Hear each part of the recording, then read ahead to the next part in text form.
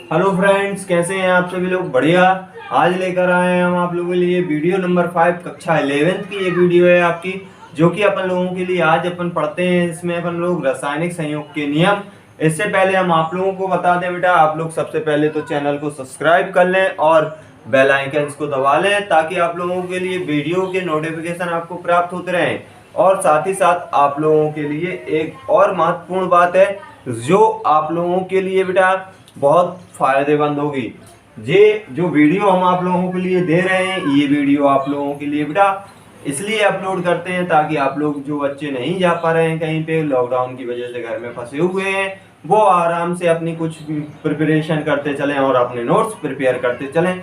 ये आपके लिए लिखा हुआ इसलिए देते हैं ताकि आप लोग इसका नोट्स प्रिपेयर कर सकें, ठीक है।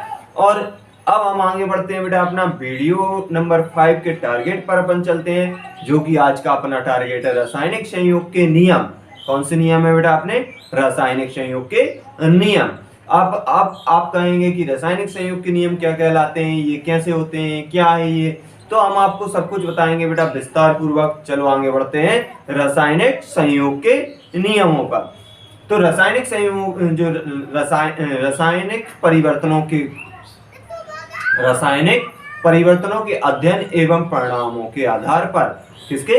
रासायनिक परिवर्तन। जो रासायनिक परिवर्तन, जैसे हम आपसे कह दें कि हमने एक घड़ा में पानी भर दिया और लेकर उसमें क्या डाल दिया?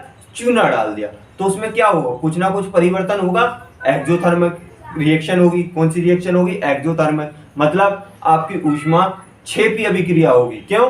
क्योंकि उसमें जब आप चूना डालोगे तो क्या होगा? वो क्या होगा? बुझा हुआ चूना में कन्वर्ट होगा, और बुझा हुआ चूने में जब वो कन्वर्ट होगा तो वो किस प्रकार से होगा? उससे वो ऊष्मा निकल जाएगी। मतलब रासायनिक परिवर्तन हो रहा है, ठीक।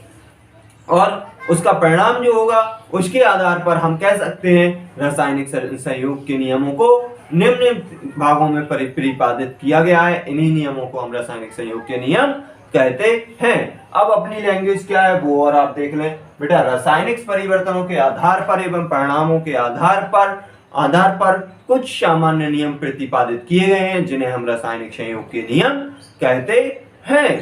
तो बेटा सबसे पहला नियम कौन सा है? द्रव्य संरक्षण का नियम। द्रव्य संरक्षण का नियम क्या कहता है बेटा? आपका सबसे पहला वाला नियम है आपका द्रव्यमान संरक्षण का नियम, law of conservation of mass. मतलब आपका इसमें है बेटा, इसके लिए सबसे पहले लेवोशिए नामक वैज्ञानिक ने सन 1974 में, कब किया था बेटा? सन 1774 में खोजा था। कब खोजा था बेटा? लेवोशिए ने 1774 में प्रतिपादित किया था। और इसकी पुष्टि किसने की थी बेटा? लैंडोल्ट ने इसकी पुष्टि की थी। दोनों ने मिलकर, मतलब लेवोशिए ने और लैंडोल्ट वैज्ञानिक ने मिलकर इसकी पुष्टि की थी। इस नियम के अनुसार क्या है बेटा, हम आपको बता देते हैं। जो ऐसा, या फिर कह सकते हैं, द्रव्यों को ना तो उत्पन्न किया जा सकता है, ना ही नष्ट किया जा सकता है। क्या कहते हैं बेटा? द्रव्यों को ना ही उत्पन्न किया जा सकता है और ना ही नष्ट किया जा सकता है। उन्हें केवल एक रूप से दूसरे रूप में एक रूप से दूसरे रूप में परिवर्तन किया जा सकता है। या फिर इसी को हम कह सकते हैं, किसी रासायनिक क्रिया में उत्पादों का संपूर्ण अभिकारकों के संपूर्ण द्रव्यमानों के बराबर होता है।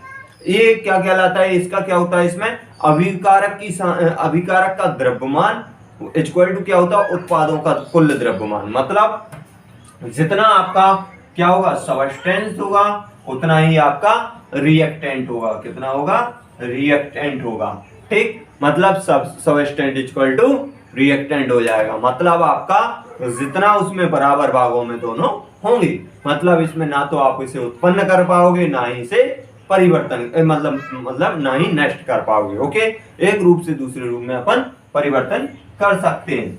हम अगर इसमें कह दें कि मर्क्यूरिक ऑक्साइड को हमने क्या कराया बेटा? बंद नली में क्या कर दिया? गर्म कर दिया। मर्क्यूरिक ऑक्साइड को क्या किया? बंद नली में गर्म कर दिया। बंद नली में जब गर्म करेंगे तो क्या होगा? मरकरी अलग टूट जाएगी, ऑक्सीजन अलग टूट जाएगी। मतलब ये क्या हो रहा है? एक रूप से दूसरे रूप में तो परिवर्तन हो रहे, मतलब टूट रहे हैं, मगर इन्हें परिवर्तन नहीं किया जा सकता है। क्यों? ये अपने रिएक्टेंट और सबस्टेंस में टूट तो रहे हैं, मतलब अभिकारक और उत्पाद में तो टूट रहे हैं, बट इन्हें परिवर्तन नहीं किया जा सकता है। ओके, इसी प्रकार दूसरा नियम है अपना, दूसरा नियम है स्थिर अनुपात का नियम। स्थिर अनुपात का नियम में क्या है बेटा आपका? स्थिर अनुपात का नियम है सन 1779 में, कौन से में? सन 1799 में, सॉरी 1799 में जे.एल. प्राउड, कौन से? जे.एल.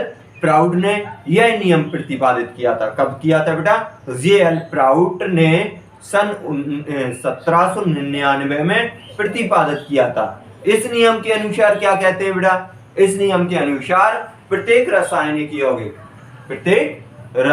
यौगिक चाहे वह किसी भी विधि द्वारा उत्पन्न हुए हो या फिर बनाए गए हो, चाहे वह किसी भी विधि द्वारा या फिर किसी भी विधि द्वारा बनाए गए हैं, अर्थात प्राप्त किए गए हों, तत्वों के द्रव्यमान एक निश्चित अनुपात में उपस्थित रहते हैं।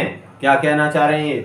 बनाने के बाद भी वो क्या कह रहे हैं? तत्वों का जो अनुपात है वह एक निश्चित अनुपात में होगा, अर्थात एक यौगिक में निश्चित प्रकार के तत्व एक निश्चित भार अनुपात में ही रहेंगे। मतलब जितना आपका, हाँ अगर हम आपसे कहते हैं जल अगर आपसे यहाँ पे लिया तो इसमें क्या है? 1:8 का अनुपात होता है, तो इसका जो अनुपात है वो चेंज नहीं होगा, जो स्थिर था वही स्थिर रहेगा। इस नियम को हम क्या कहते हैं बेटा? स्थिर अनुपात का नियम कहते हैं। अब अपन लोग बेटा पहले इतना नियम लिख लें, जल्दी से फटाफट इसे इतना उतार लें आप लोग। इसके बाद हम आगे बढ़ते हैं द्रव्यमान संरक्षण के नियम पर। द्रव्यमान संरक्षण का नियम अपन सबसे पहले देखेंगे बेटा। तो द्रव्यमान संरक्षण के नियम में ये सबसे पहले इसके स्क्रीनशॉट ले लें बेटा, जल्दी हम इरेज कर रहे हैं, मिटाने वाले हैं बेटा, जल्दी स्क्रीनशॉट ले लें बेटा सभी छात्र। ले लिया ना? ओके, आगे बढ़ते हैं।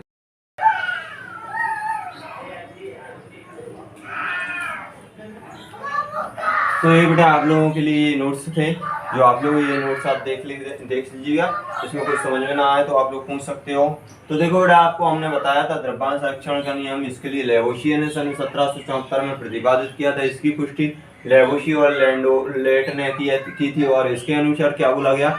द्रव्यों को ना तो उत्पन्न किया जा सकता है ना ही नष्ट किया जा सकता है, अतः किसी रासायनिक क्रिया में उत्पादों का संपूर्ण द्रव्यमान अभिकारकों के संपूर्ण द्रव्यमान के बराबर होता है। मतलब इसका मतलब होता है बेटा ना तो इसके लिए एक रूप से इसे दूसरे रूप में परिवर्तन तो किया जा सकता है, मगर इसे नष्ट न उत्पन्न नहीं किया जा सकता। अभिकारकों का कुल द्रव्यमान इक्वल टू उत्पादों का कुल द्रव्यमान। ये हमने आपको एक रिएक्शन बताई है 2HgO, मतलब मर्क्यूरी ऑक्साइड की रिएक्शन हमने किसमें कराई? बंद नली में कराई बेटा, और इसे गर्म किया तो ये मरकरी और ऑक्साइड ऑक्सीजन में टूट गया, इन्हें जोड़ा तो आपका 100 ग्राम निकल आता है। ठीक है बेटा। इसके बाद आगे बढ़ते हैं बेटा, दूसरा आपका इसी के आगे है। इसी प्रकार एक क्वेश्चन और अपन देखते हैं इसमें, ठीक है। इसी प्रकार एक क्वेश्चन और देख